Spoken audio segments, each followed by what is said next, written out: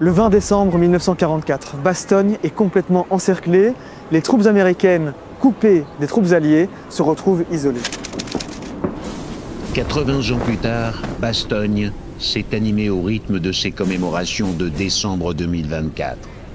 Des milliers de visiteurs se sont rassemblés, par devoir de mémoire envers ces combattants que personne n'a oubliés.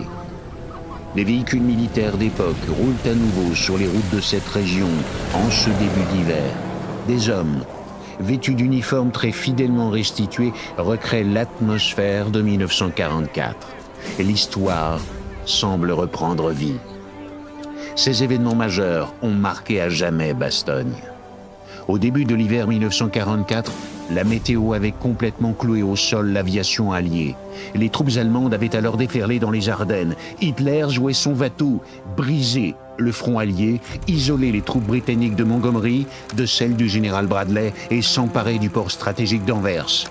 L'effet de surprise était alors total. Côté allemand, l'assaut sur Bastogne est mené par des forces expérimentées et lourdement équipées. Mais ce plan va se heurter à une résistance inattendue. Les reconstitutions sont poignantes et traduisent avec précision les conditions extrêmes de l'époque. Les conditions sont dantesques. Le froid mordant de l'hiver 44, le manque de ravitaillement en nourriture, vêtements chauds pour l'hiver ou munitions met les défenseurs à rude épreuve. Les hôpitaux de fortune, les blindés gelés et les positions sous le feu de l'artillerie allemande sont recréées avec rigueur pour témoigner de l'ampleur des sacrifices réalisés.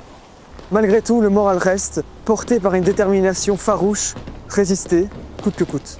Pris de court, le général Eisenhower avait alors déployé ses troupes de réserve, dont la fameuse 101e division aéroportée.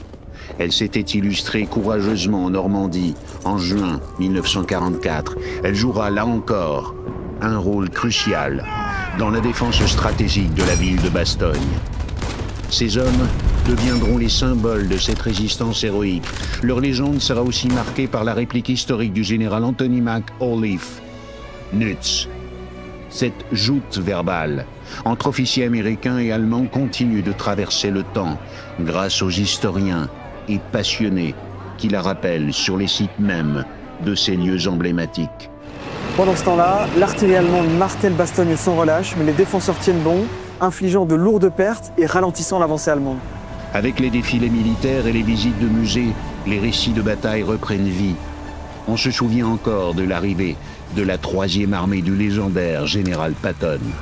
Le 26 décembre, après des combats acharnés, les chars américains brisent enfin l'encerclement. Et Bastogne sera libérée, ce qui marquera un tournant crucial dans le cours de cette bataille. Cette bataille marque un coup fatal sur les capacités offensives de l'Allemagne, scellant ainsi son déclin sur le front occidental. Ces commémorations ne se limitent pas aux défilés et aux reconstitutions. Des expositions, des conférences et des projections enrichissent cette expérience.